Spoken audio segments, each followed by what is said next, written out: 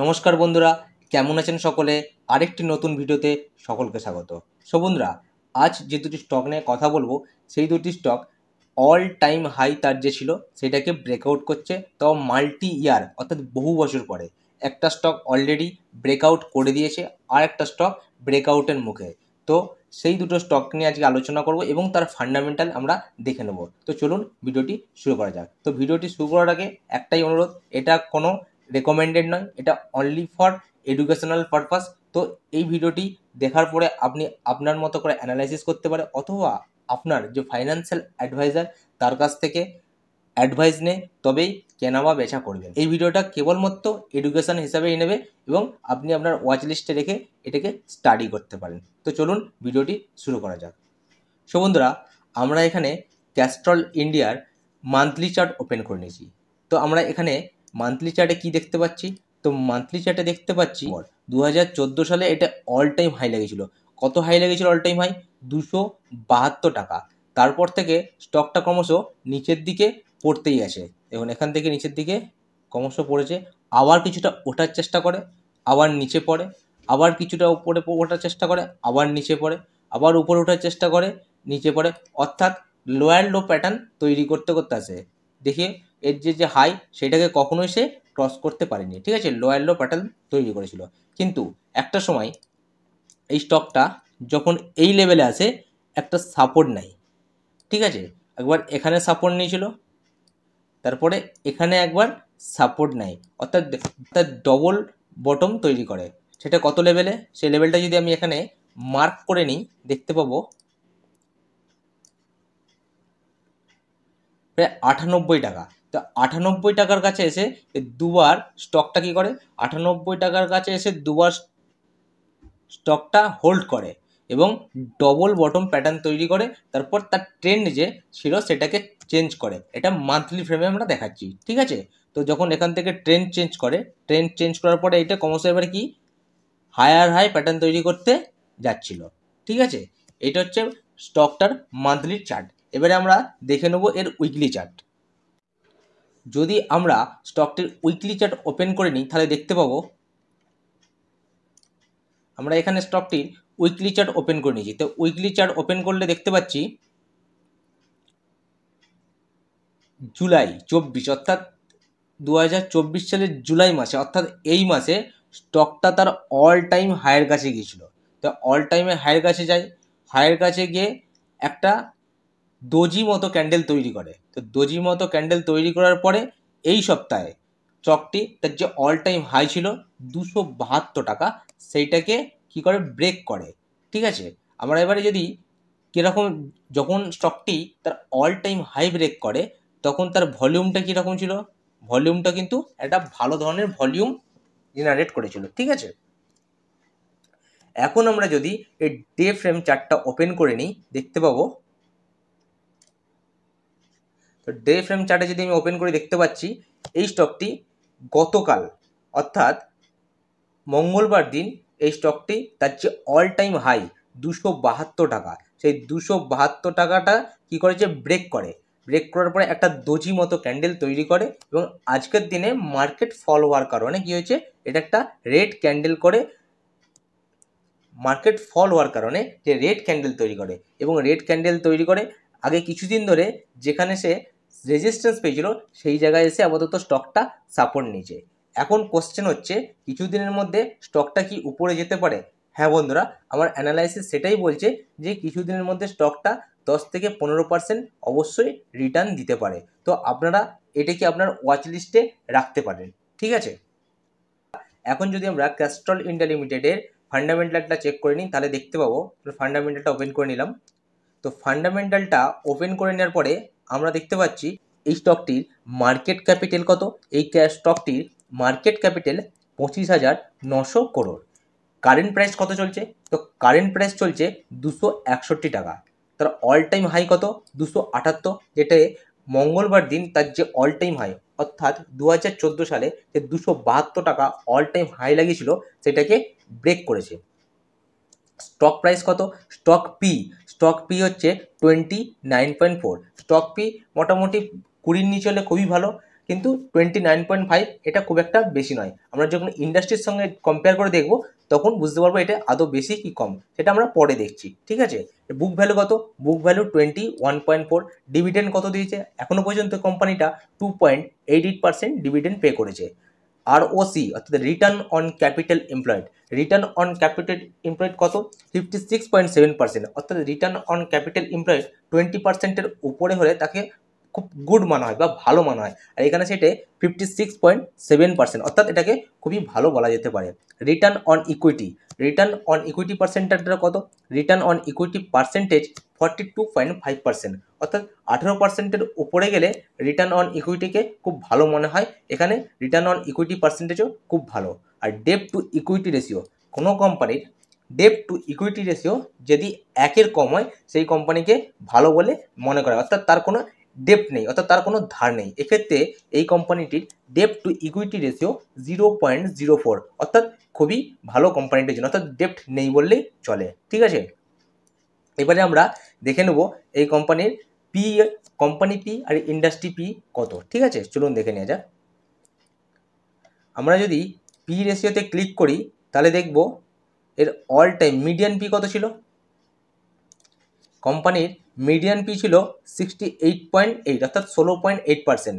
আর তার বর্তমানে যে পি রেশিও কত চলছে, তার বর্তমানে তার পি চলছে 22.1, সেটা খুব একটা বেশি নয়। ঠিক আছে, এর খুব একটা বেশি পি নয়।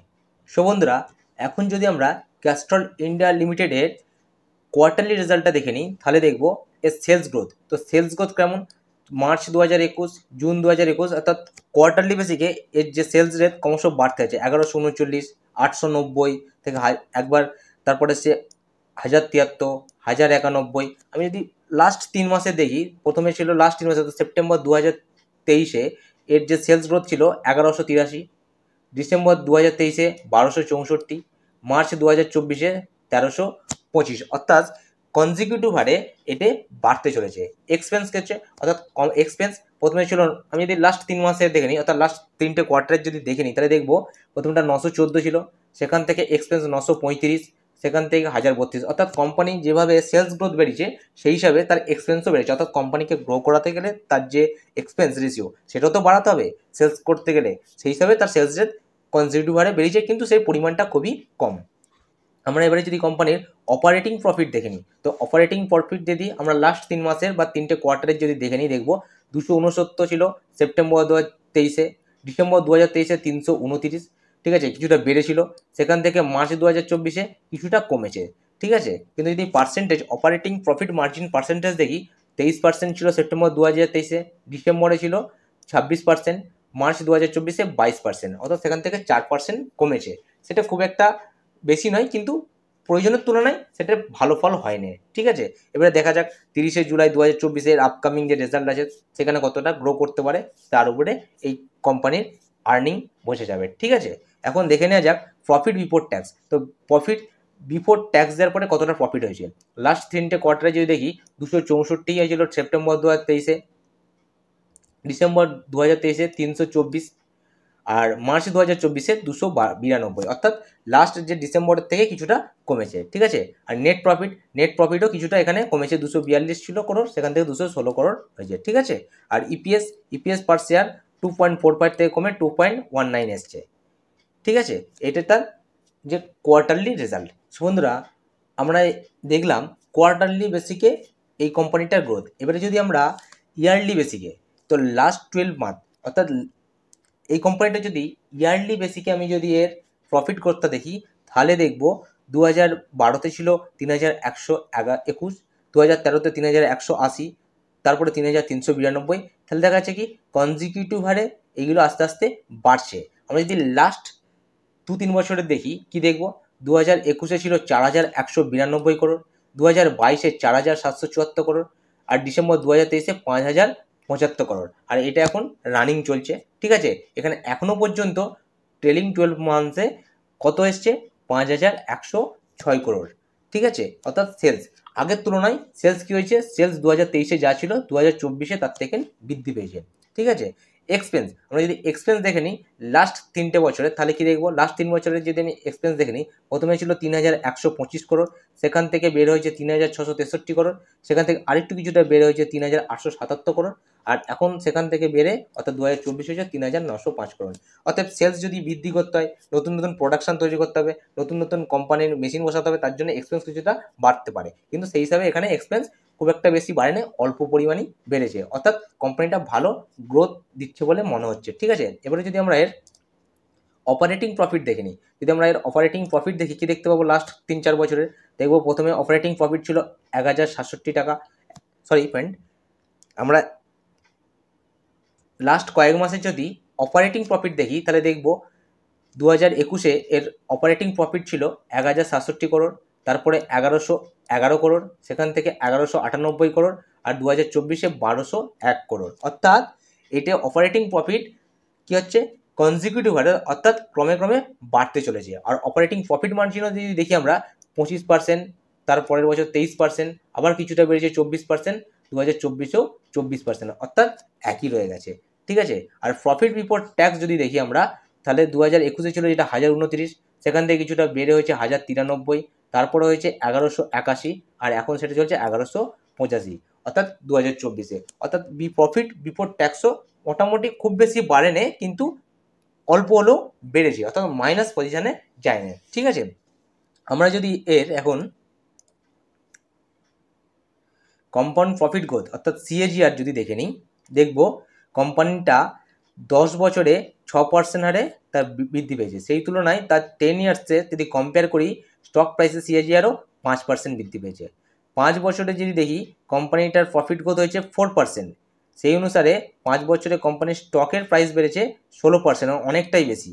আর 3 বছরের যদি আমরা তার কোম্পানির প্রফিট গ্রোথ দেখি 14%, আর সেই অনুসারে স্টকের যে সিএজিআর সেইটা কত, 22%, অর্থাৎ এর থেকে অনেকটাই বেশি। তা 14% দিয়েছে কোম্পানি 3 বছরে লাস্ট, সের থেকে তার স্টকের প্রাইস 22% বৃদ্ধি পেয়েছে। আর লাস্ট টেলিং 12 মান্থ অর্থাৎ লাস্ট 12 মাসে কোম্পানিটার গ্রোথ হয়েছে 11%, কিন্তু স্টকের যে সিএজিআর সেটা বেড়েছে 98%, অর্থাৎ স্টকে একটা ভালো ধরনের ইমপ্রুভ করেছে। তো এই স্টকটিকে আপনারা আপনাদের ওয়াচ লিস্টে অবশ্যই দেখতে পারেন। ঠিক আছে, আমরা যদি এখন এই কোম্পানিটার শেয়ার হোল্ডিং প্যাটার্ন দেখি, কি দেখতে পাবো, তো শেয়ার হোল্ডিং প্যাটার্ন যদি আমরা কোয়ার্টারলি বেসিকে এর যদি শেয়ার হোল্ডিং প্যাটার্ন দেখি, দেখব ডিসেম্বর 2023-এ প্রোমোটার হোল্ডিং ছিল 51%, মার্চ 2024-এও 51%, আর জুন 2024-এও এর 51% প্রোমোটার হোল্ডিং। এফআইআই 10.38%, সেখান থেকে মার্চে কমে হয় 9.58%, আবার জুনেতে এফআইআই তাদের স্টেক বাড়িয়ে 9.98% করেছে। অর্থাৎ কোম্পানিটার মধ্যে কিছু আছে, সেই জন্যেই কোম্পানিটার প্রতি এফআইআই এত অ্যাট্রাকটিভ হচ্ছে। ঠিক আছে, যদি ডিআই পার্সেন্টেজ দেখি, ডিআই পার্সেন্টেজ ডিসেম্বর 2023-এ ছিল 15.92%, মার্চে সেটা বের হয় 16.37%, কিন্তু ডিআই জুন মাসে কিছুটা তাদের যে শেয়ার কিছুটা কমেছে 16.11%। আর পাবলিকের যদি আমরা শেয়ার প্যাটার্ন দেখি, পাবলিক কত পার্সেন্ট এখানে ইনভেস্ট করে রেখেছে, তাহলে দেখবো ডিসেম্বর মাসে 22%, মার্চে 23%, আবার জুনেতে কিছুটা কমেছে 22.9%। ঠিক আছে, সো বন্ধুরা, এই স্টকটিকে আপনারা আপনাদের ওয়াচ লিস্টে কিছুদিনের জন্য রাখতে পারেন, শর্ট টার্মের জন্য একটা ভালো গেইন দিতে পারে বলে আমার মনে হচ্ছে। কেননা এই স্টকটি 2014 সালে তার যে অল টাইম হাই লাগিয়েছিল, সেখান থেকে স্টকটি আবার তার অল টাইম হাইকে ক্রস করে। অতএব এই স্টকটি কিছুদিনের মধ্যে শর্ট টার্মের জন্য একটা ভালো ধরনের সুইং ট্রেডিংয়ের অপরচুনিটি আছে বলে মনে হচ্ছে আমার। তো এই স্টকটিকে আপনারা আপনাদের ওয়াচ লিস্টে রাখতে পারেন। তো বন্ধুরা, চলুন দেখে নেওয়া যাক আজকের লিস্টের দ্বিতীয় স্টকটি, যেটা প্রায় অল টাইমে হাইয়ের কাছে এসে উপস্থিত হয়েছে। সো সেই স্টকটি হচ্ছে জিলেট ইন্ডিয়া লিমিটেড। তো জিলেট ইন্ডিয়া লিমিটেডের আমি মান্থলি চার্ট ওপেন করে নিয়েছি। মান্থলি চার্টে কী দেখতে পাচ্ছি, মান্থলি চার্টে দেখতে পাচ্ছি 2019 সালে স্টকটি তার অল টাইম হাই লাগিয়েছিল, কত টাকা, 8,140 টাকা। তারপরে স্টকটি সেখান থেকে অনেকটা নিচে পড়ে কিছুটা রিকভার করার চেষ্টা করে, কিন্তু রিকভার করতে পারেনি, আবার নিচে পড়ে যায়।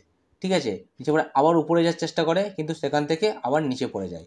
অর্থাৎ যখন এটে 2023 সালে যে নিচে যে লো লাগিয়েছিল, আগের যে লো ছিল 3,995, সেখানে কি করে, সেখানে একটা সাপোর্ট নেয়, সাপোর্ট নিয়ে তারপরে এটা উপর দিকে মুভ করতে থাকে।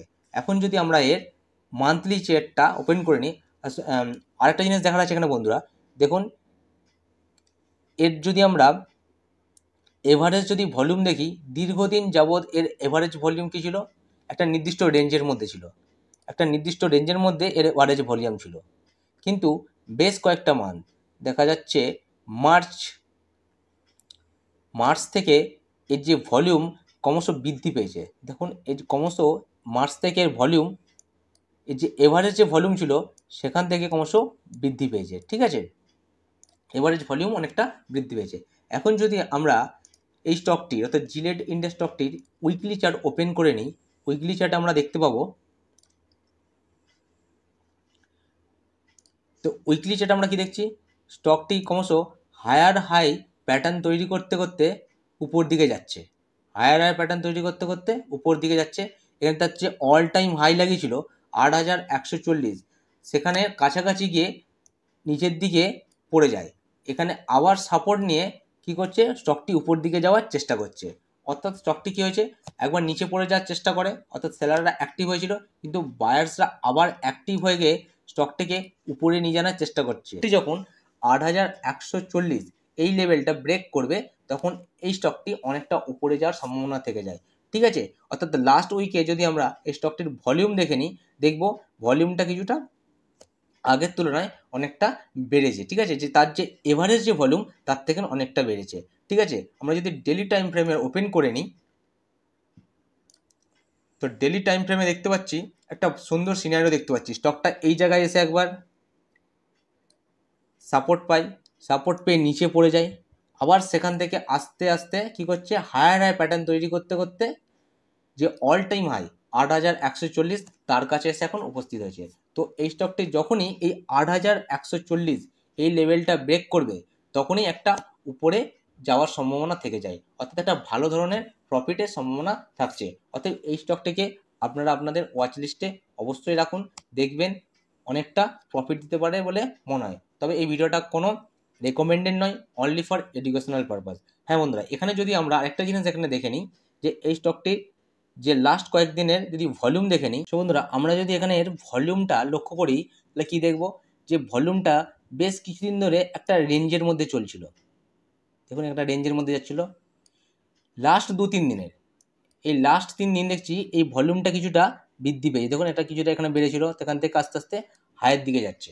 তো এখন এর একটা সিনারিও ভালো লক্ষ্য করা যাচ্ছে, যদি এই স্টকটা তার অল টাইম হাই 8140 ব্রেক করে, তাহলে এই স্টকটি শর্ট টার্মের জন্য একটা ভালো ধরনের গেইন দিতে পারে বলে আমার অ্যানালাইসিস মনে হচ্ছে। তো আপনারা এই স্টকটিকে আপনাদের ওয়াচ লিস্টে রাখতে পারেন। যদি ভিডিও ভালো লেগে থাকে অবশ্যই চ্যানেলটিকে সাবস্ক্রাইব করে রাখবেন পরবর্তী ভিডিও পাওয়ার জন্য। নমস্কার, দেখা হচ্ছে আরেকটি নতুন ভিডিওতে। ভালো থাকবেন, সুস্থ থাকবেন।